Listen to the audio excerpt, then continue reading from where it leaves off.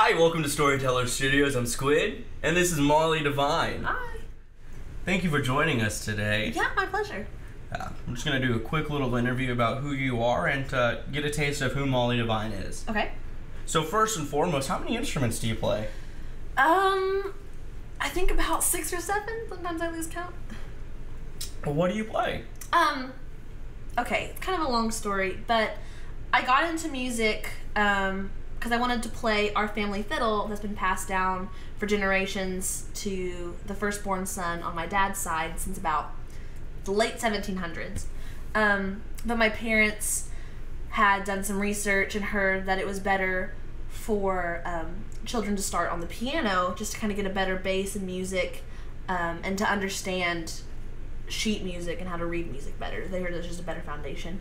So started taking piano lessons at 4, and then finally started fiddle lessons at 8, and then I think I was like 10 or 12 whenever my dad taught me a few chords on guitar, but I was really pushed into playing guitar when I was about 15 or 16, and the youth group at my church, I was a part of the worship team there, and doing vocals and things like that. And then one of the boys that did acoustic guitar graduated, so they needed another person to play guitar.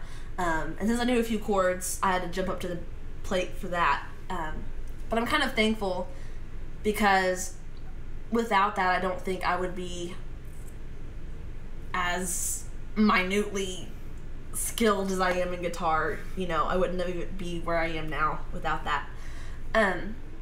And then I think I was about 17 and I took about 2 months of banjo lessons just on a whim. I mean, it was fun. So I know just enough to be able to get by, you know. So you think we'll be able to hear you play the banjo sometime?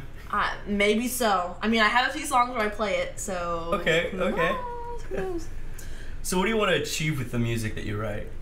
Well, really, I just want to create something that people can enjoy, that they want to share with people. I don't want it to be just... I don't want the melody itself to be... Well, okay, let me rephrase that. I want the melody to be pleasing, but I don't want that to be the only intriguing part of the song. I also want people to hear the lyrics and whether it gets them thinking or they can relate to it. That's another plus for music. Yeah, that's good. Knowing who you are a little bit, I've seen that you've played locally here for, what, I think about a year or two in Oklahoma? With my own stuff, I think probably about 2 years, yeah. Okay. What's the most favorite venue that you've played at? Probably, I have 2 that I think were really cool. One, I had the opportunity to open for my friend's CD release show, and it was at some event center down in Pauls Valley, Oklahoma, and it was a really long, thin, old building, and had exposed brick walls everywhere, and they had really cool like twinkle lights, you know, hanging, like big bulb lights hanging from the ceiling, and a really small stage, but it was set up really cool, and had this big high back chair and this desk and a globe sitting on it, so it was really cool. And I don't know, the crowd was just very enthusiastic about acoustic music, and it was just it was a lot of fun, so I really liked that. And then I started singing, doing vocals for a new band called Jose Hernandez and the Black Magic Waters. Name is up for debate, we don't know yet. Yeah. But because it is one of my friend's originals, and we're just kind of a band that's backing him up and helping him promote his music just to make it fuller, and it's so fun so far. But like I said, okay, doing vocals and fiddle for that band. Okay. And recently we did an acoustic version of that sound, with just the lead vocalist and myself. And it was this new venue. It was actually the opening event for this venue and more, called The Bridge. Okay. And it's this old auditorium that they've kind of redone, has gorgeous wood flooring, a big arch and lights over the stage. Just really cool, like old theater kind of feel, and the acoustics were amazing.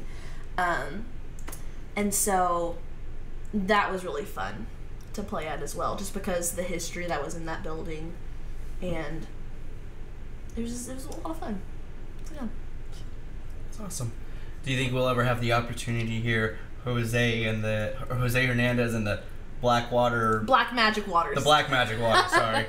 It's okay. It's Native American for coffee. Sweet. Yeah.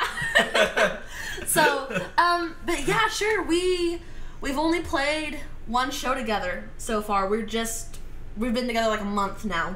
Okay. So it's really excited to see where that project's going to take us.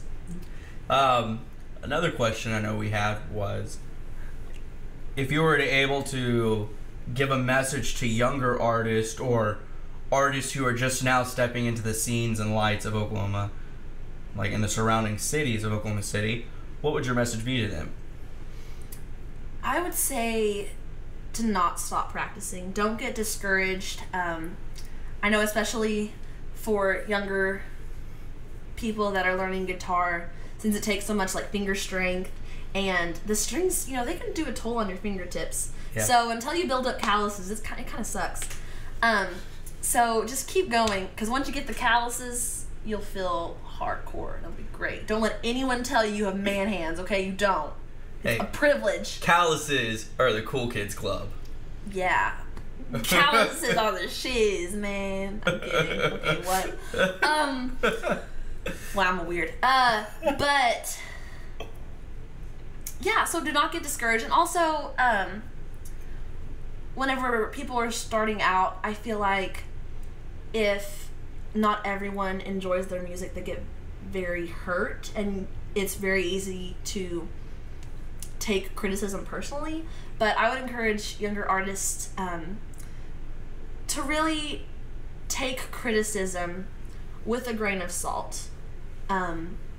Really think, is this comment someone's opinion, or is this something that I really need to work on as an artist that will help me improve even more?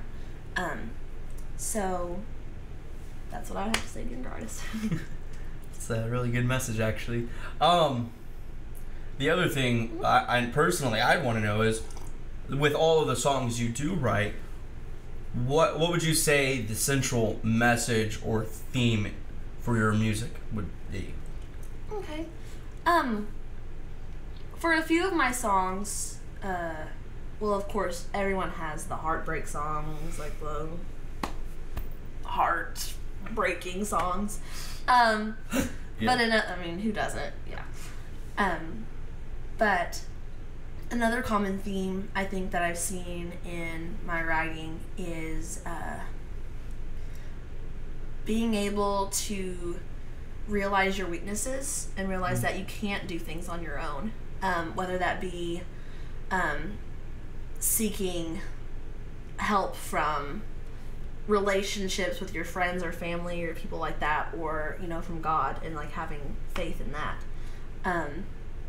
So yeah, I think that's another common theme, is just realizing your weaknesses and realizing that it's okay to ask for help. Yeah. And to not be afraid to reach out to people and admit, I can't do this on my own. I need the helping hand of someone else to get through it. So. First and foremost, thank you so much for joining us and allowing us to interview today. Yeah, my pleasure. Anytime. Thank you. Well, guys, the link for Molly's song will be down below in the description. Yeah, down. Go a little further. There should be a scroll bar, play, a like and subscribe button, because you should do that, and maybe a comment section. But right above that, in the description, will be a link to Molly's original. Outside of that, I hope you guys have a great rest of your day. Peace.